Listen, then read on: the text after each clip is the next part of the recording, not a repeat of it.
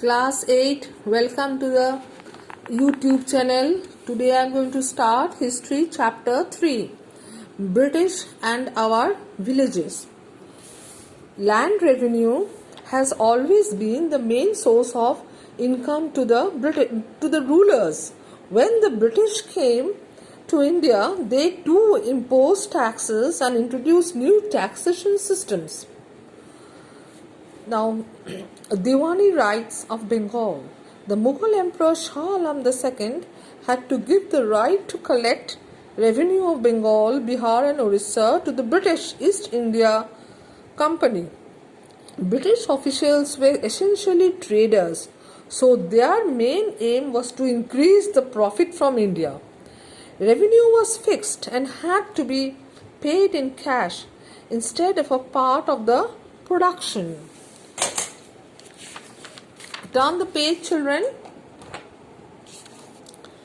Now, over here, in 1770, a terrible famine struck Bengal and killed about 10 million people.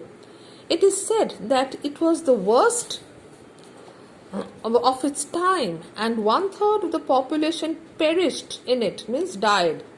It was then the company realized that investment in land and agriculture had to be restored or brought back. So they introduced the three systems known as the permanent settlement, the Raitwadi system and the Mahalwadi system. Now, permanent settlement.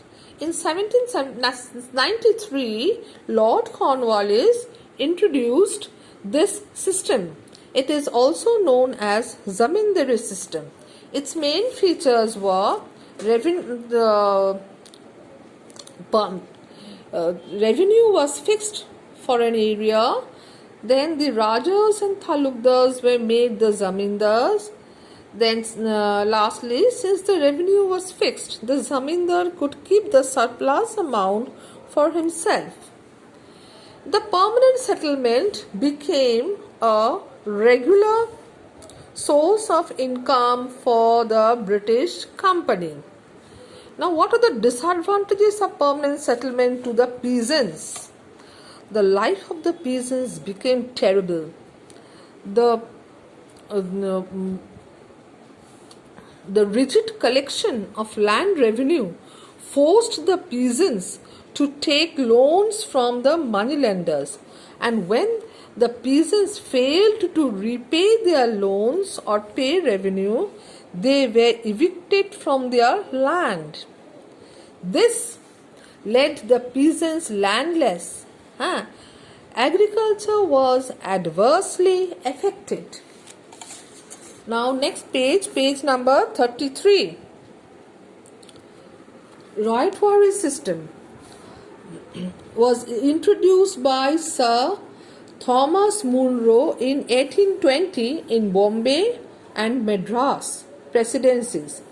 It is extended all over South India and it is also known as Munro system. According to the Raitwadi system, the farmer who owned the land till the time he paid the revenue fixed by the land by the Britishers. The revenue officials fixed high revenue. Peasants were unable to pay the revenue. They fled to the countryside and villages soon became deserted. So the revenue officers started charging lots of revenue, high revenue. So the people ran away. They were in fear. They ran away, and the villages became deserted, means lonely. Now, in 1882, Holt Mackenzie devised a new system known as Mahalwadi system. Under the new system, collectors inspected lands and measured the fields in villages called mahals. The revenue of each plot was estimated and then added to calculate the revenue of the entire village or mahal. The revenue was not fixed under the system and was revised from time to time. The headman of the village was in charge of collecting the revenue. This system came to be known as Mahalwari system, and this system became prevalent in present-day Western UP, parts of Madhya Pradesh and Punjab. Children, turn the page. A shift from food crop to cash crop. Now, towards the end of the 18th century, the company, that is the British company, they started forcing farmers to grow cash crops that would become a new raw materials for the manufacturing industries of Britain. Among such crops were indigo for dyeing clothes and mulberry for rearing of silkworms, poppy for opium, tea, coffee, sugarcane, oilseeds, jute and rubber. These crops were grown on large estates called plantation, when a large area of land under a single ownership or a group of person is called plantation. Here only one type of crop is grown, and they were owners were known as the planters. Now next, children, page number 35. Indigo cultivation. Indigo or Neil was a popular dye since the ancient times, and it was exported also. Now, by 17th century, the British East India Company started exporting indigo to England's textile industries. Textile means cloth industries. Now, next paragraph, the growth of textile industry and rising demand of printed cloth in Britain increased the demand of indigo. Therefore, the company increased its production of indigo in India. Now, what were the methods of the growth of indigo? There were two methods, need and royalty. Now, in need system, the planter produced indigo in lands that he directly controlled. He either bought the land or rented it from other zamindars and produced indigo by directly employing hired laborers. Indigo could only be grown on fertile lands, but these areas were already densely populated.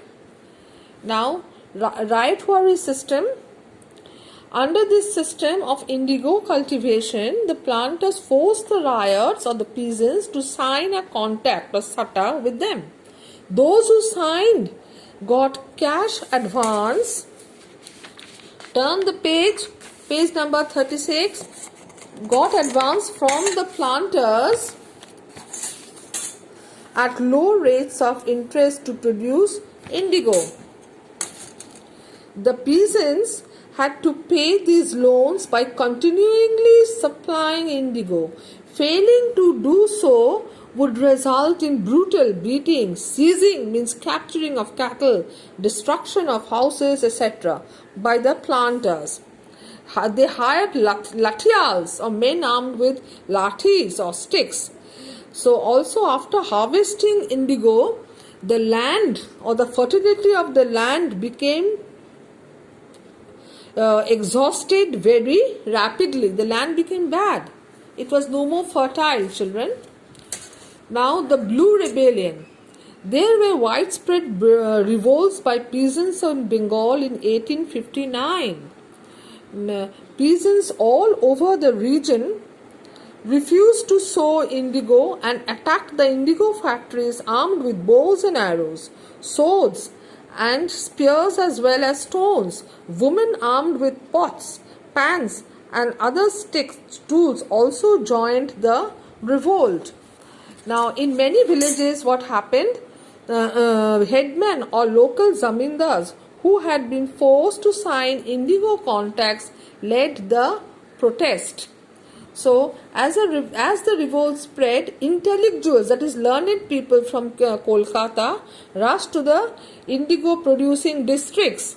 They wrote about the misery of the peasants, the tyranny of the planters. Tyranny means one who hates his own country.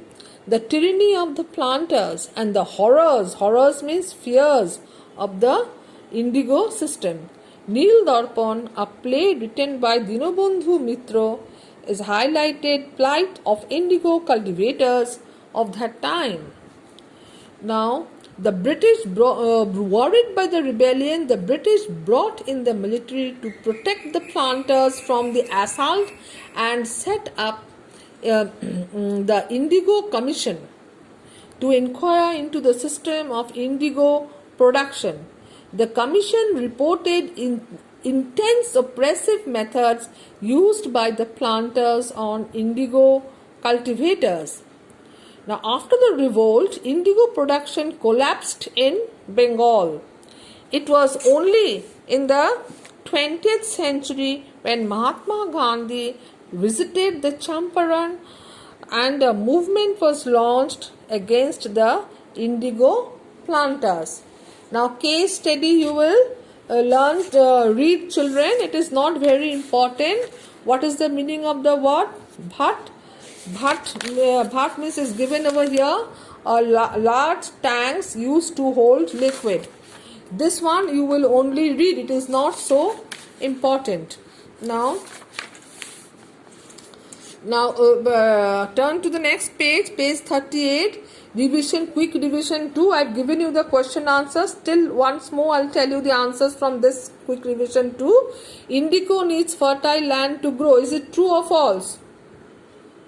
True, but the land afterwards becomes infertile by growing indigo. Food crops like rice cannot be grown over there. Who wrote Neel Darpan? Dinobandhu Mitra. Acha. The company wanted farmers to grow food crops. Is the statement true or false? No, it is false. They wanted to grow cash crops, indigo and other poppy, so that these things could be carried to England. Under which system were the peasants forced to sign the contract? In the Rayatwari system. Number 5. The second VAT in the indigo factory was also called bitter VAT. Beater. Bitter VAT.